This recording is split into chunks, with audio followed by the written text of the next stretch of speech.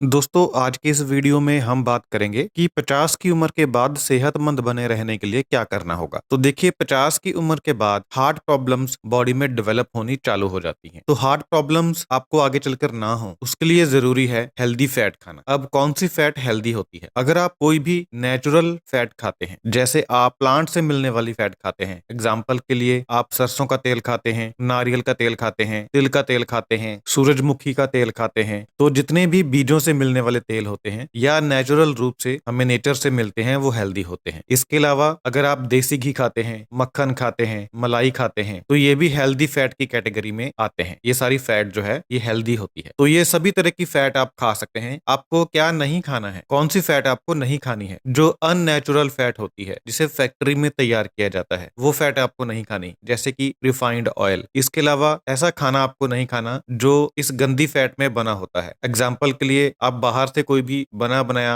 भोजन लेकर के खाते हैं तो उसमें जो फैट होती है वो अच्छी नहीं होती। इसके अलावा जो बेकरी की आइटम्स होती हैं उसमें भी जो फैट होती है, उसमें जो घी का इस्तेमाल किया जाता है वो काफी गंदी किस्म का घी होता है। तो आपको हेल्दी फैट खानी है अगर आप चाहते हैं कि इसके बाद लॉन्ग टर्म में आप हेल्दी रहें, आपको कोई हार्ट की प्रॉब्लम ना आए, तो आपको हेल्दी फैट खानी शुरू कर देनी है। दूसरा, 50 की एज के बाद किसी को 50 में, किसी को 55 में, किसी को 60 में थोड़ी एक लोनलीनेस की दिक्कत आती है। होता क्या है कि जब बच्चे बड़े हो जाते हैं तो उनकी शादी हो जाती है और वो जॉब वगैरह करने के लिए, कोई भी काम काज करने के लिए किसी दूसरी जगह पे मूव हो जाते हैं। कुछ लोगों के बच्चे फॉरेन चले जाते हैं, कुछ लोगों के बच्चे दूसरी सिटीज में चले जाते हैं। तो होता क्या है कि जो पेरेंट्स हैं वो अकेले रह जाते हैं। तो ऐसे में उनकी मेंटल हेल्थ के ऊपर एक बहुत बड़ी दिक्कत होती है। कुछ लोग अकेलापन महसूस करना चालू कर देते हैं, जो कि 50 की एज के बाद हेल्थ को खराब करना शुरू कर देता है। तो इससे बचने के लिए आप क्या करें कि आप कोई ना कोई एक पेट घर पर रखें, जैसे कोई छोटा डॉग। उससे क्या होगा कि आपका एक रूटीन बन जाएगा। उसको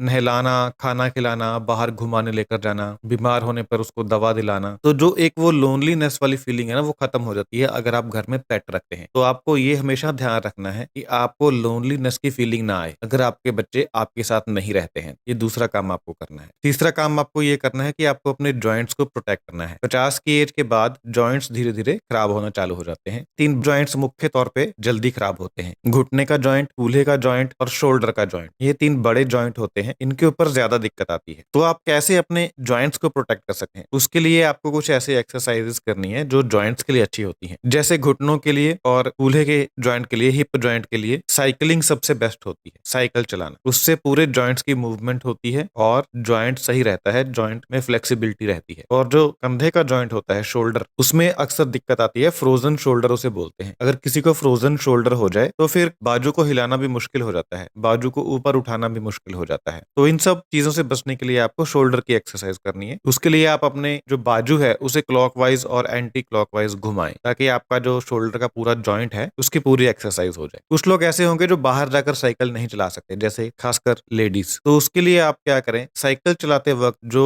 लेग्स की मूवमेंट होती है वही मूवमेंट आप घर पर कुर्सी के ऊपर बैठकर कर सकें। जिस तरीके से साइकिल चलाने के टाइम पे हम अपनी लेग्स को मूव करते हैं, उसी तरह आप कुर्सी पर बैठकर अपनी लेग्स को मूव करें, जैसे कि आप साइकिल चला रहे हैं। आपको कम से कम आधे घंटे से लेकर 1 घंटे तक ये एक्सरसाइज रोज करनी है, और हफ्ते में कम से कम 5 दिन, 2 दिन की आप छुट्टी कर लीजिए। और इसी तरीके से शोल्डर की एक्सरसाइज, इससे क्या होगा कि आपके जो जॉइंट्स हैं वो लंबे समय तक सही रहेंगे, खराब नहीं होंगे। चौथा काम आपको क्या करना है कि आपको अपना ब्लड प्रेशर कंट्रोल में रखना है, क्योंकि एज बढ़ने के साथ ब्लड प्रेशर बढ़ने लगता है। तो उसके लिए आप क्या करें कि नंबर 1 तो थोड़ा सा सोडियम कम कर दें, अपने खाने में नमक की मात्रा कम कर दें अगर आप 50 क्रॉस कर चुके हैं। दूसरा, अपने खाने में सलाद की मात्रा बढ़ा दें, सब्जियों की मात्रा बढ़ा दें और फलों की मात्रा बढ़ा दें। इससे पोटेशियम आपको ज्यादा मिलना चालू हो जाएगा। पोटेशियम भी ब्लड प्रेशर को कंट्रोल करता है। तो सोडियम कम कर देना है और पोटेशियम बढ़ा देना है, इससे आपका बीपी जो है वो कंट्रोल में रहेगा। और पानी आपको थोड़ा सा ज्यादा पीना है, ताकि आपकी जो किडनी है उसकी सफाई होती रहे। जब किडनी में कोई दिक्कत आती है तो उसकी वजह से भी ब्लड प्रेशर बढ़ता है। तो किडनी की सफाई होती रहेगी तो आपको पथरी की प्रॉब्लम नहीं होगी। तो इसलिए पानी थोड़ा सा आपको ज्यादा पीना है। अगला काम आपको ये करना है कि आपको अल्जाइमर के रिस्क को कम करना है। अल्जाइमर क्या होता है कि एज बढ़ने के साथ जो ब्रेन होता है उसके जो सेल्स होते हैं वो मरना चालू हो जाते हैं, जिसकी वजह से मेंटल एक्टिविटीज को करना मुश्किल हो जाता है और व्यक्ति भूलने लगता है, याददाश्त जानी शुरू हो जाती है। आपने देखा होगा जो ओल्ड लोग होते हैं वो भूलना चालू कर देते हैं। तो उस भूलने वाली बीमारी से बचने के लिए आपको 2 काम करने हैं। Number 1, exercise. जैसे मैंने आपको पहले बताया, जॉइंट्स के लिए आपको साइकिल चलाना है। अगर आप साइकिल चलाते हैं तो वो भी एक एक्सरसाइज है। तो साइकिलिंग के साथ तो जॉइंट्स भी प्रोटेक्ट होंगे और आपकी बॉडी की एक्सरसाइज भी होगी जिससे आपको अल्जाइमर का रिस्क कम होगा। लेकिन अगर अल्जाइमर पॉइंट ऑफ व्यू से देखें तो आप कोई भी एक्सरसाइज कर सकें, किसी भी तरह की एक्सरसाइज बॉडी की। और दूसरा, आपको थोड़ा सा सोशल होना होगा, समाज में थोड़ा सा घुलना मिलना होगा। जो लोग सोशल ज्यादा होते हैं उन्हें अल्जाइमर का रिस्क कम होता है, जो लोग सारा दिन घर में बंद रहते हैं उन्हें अल्जाइमर होने का रिस्क ज्यादा होता है। तो इस बात का आपको ध्यान रखना है। इसके अलावा आपको अपने मसल्स की वीकनेस को कम होने से रोकना है, आपको अपने मसल्स की स्ट्रेंथ को बिल्ड करना है, क्योंकि जब आपकी एज ज्यादा होनी शुरू होगी तो मसल्स वीक होना शुरू हो जाते हैं। तो वहां पर भी आपको एक्सरसाइज का रोल होता है। तो वहां पर आपको थोड़ी सी स्ट्रेंथ ट्रेनिंग करनी है। स्ट्रेंथ ट्रेनिंग का मतलब होता है कि वजन उठाना है आपको, थोड़ा सा हल्का वजन उठाइए अपनी बॉडी के हिसाब से। लेडीज और जेंट्स दोनों कर सकते हैं। तो थोड़ी सी आपको अपनी मसल्स को स्ट्रेंथन भी करना है, मसल्स की मजबूती के ऊपर भी आपको थोड़ा सा काम करना है। इसके अलावा आपको अगला काम आपको जो करना है वो है कम से कम आपको 7 घंटे की नींद लेनी है। ओल्ड एज में अक्सर लोगों को इंसोम्निया की प्रॉब्लम हो जाती है, यानी उनको नींद नहीं आती रात को। तो आप इस बात को हमेशा चेक करें कि क्या आप कम से कम 7 घंटे सोते हैं रात को। अगर हाँ तो फिर बहुत अच्छी बात है, इसी को आपको मेंटेन करना है। जब आप एक्सरसाइज करेंगे तो उससे भी आपको अच्छी नींद आएगी रात को। अगर आपको कुछ ऐसा लगता है कि आपको रात को देर से नींद आती है, जल्दी नींद नहीं आती और सुबह आप जल्दी उठ जाते हैं, यानी आपकी नींद 7 घंटे से कम हो चुकी है, 5 घंटे 4 घंटे, तो ये